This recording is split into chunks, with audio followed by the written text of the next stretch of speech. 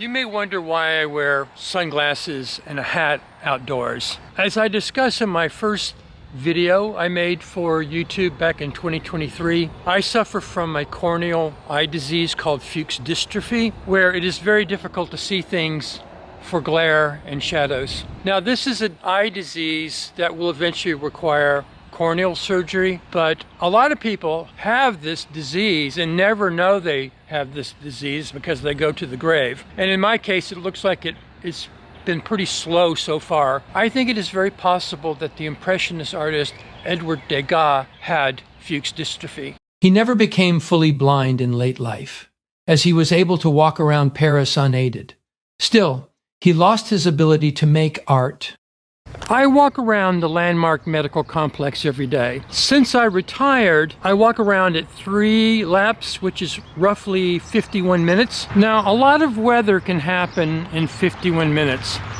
A lot of stuff can happen in 51 minutes. So I was walking around the block and someone turned this corner down here, coming along this street, and right about here, they hit the curb and smashed their rim and exploded their tire. It was like a paint spray can exploding in my ear. So I don't count this as a near-death experience, but it's pretty close. So I said in my first Bloomington vlog that if you walk every day, you can expect a near-death experience on average about once every 10 years.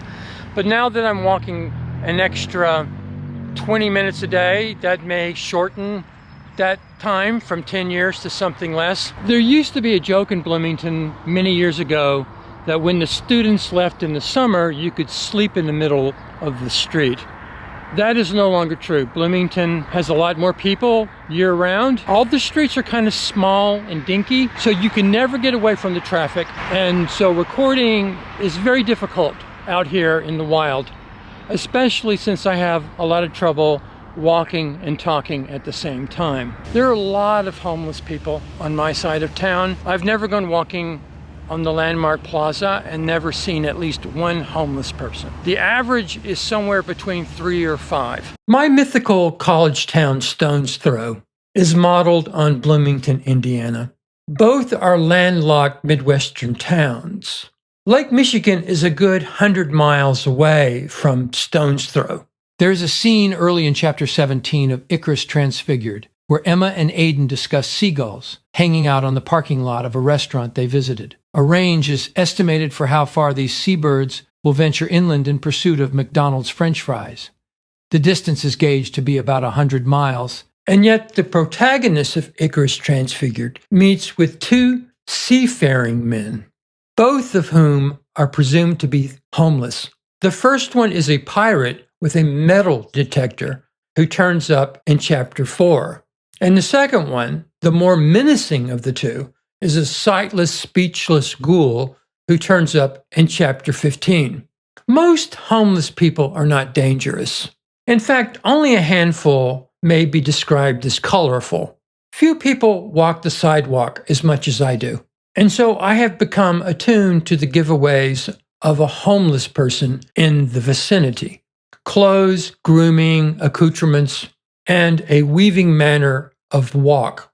These people may occasionally stop, as if getting their bearings, but to be honest, they really aren't interested in the shortest distance between 2 destinations.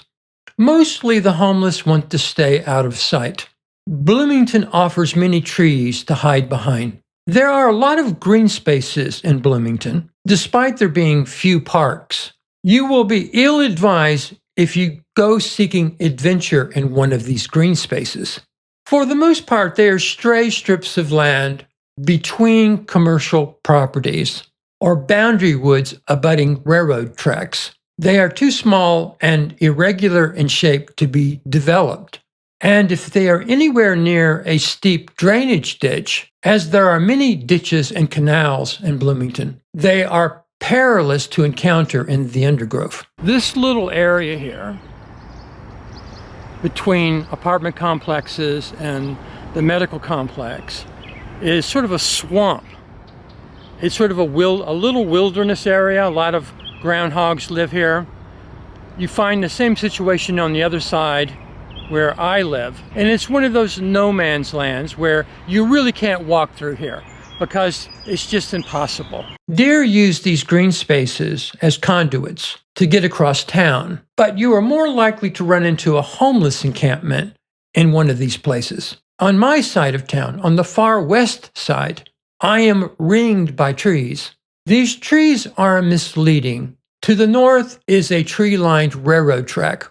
A denser wood lies to the east, but it is small and abuts a row of abandoned truck trailers. To the south, a narrow strip of trees stretches from Patterson to I-69 and is broken up by apartment complexes. I used to be more adventurous in green spaces before 2015. This is a no man's land abutting my apartment building. It backs into a drainage ditch, and its severe grade makes it undesirable as a business location or dog park. This area is not well concealed from the street, so when the homeless stake a claim to it, they are soon discovered. A surefire sign of a hobo trail is litter. Lots and lots of litter. One of the things that happens with homeless people is that they will hand out winter coats at the missions. Some homeless people will wear this coat until they start sweating, in which case they just simply take it off and throw it on the sidewalk. So it's not unusual to find articles of clothing lying along the sidewalk. And if you do not have the sense to hide your garbage from the sidewalk, you will soon be discovered by the property owner. The property owner broke up this encampment last year and paid someone to haul away all the garbage. He then had the lot grubbed up. All the small shrubs were removed and the ground cleared. Nevertheless, a homeless man with a sleeping bag bedded down here over the course of the coming year. This unwholesome greenery may be compared to a sea, and the men swallowed up by it as doomed sailors. When I first moved to this neighborhood, there was only my building and everything else was kind of rubble from a business that used to sit here. And now this entire area is filled up with student apartments, 2 major complexes. The one here in the middle, when they started digging into the ground, they ran into trouble. Everywhere you go in Bloomington, you find limestone, and they ran into water. And it took them forever to drain the water out of this location. And I think that probably really put them in financial straits, and so they had to end up selling this apartment complex to another developer.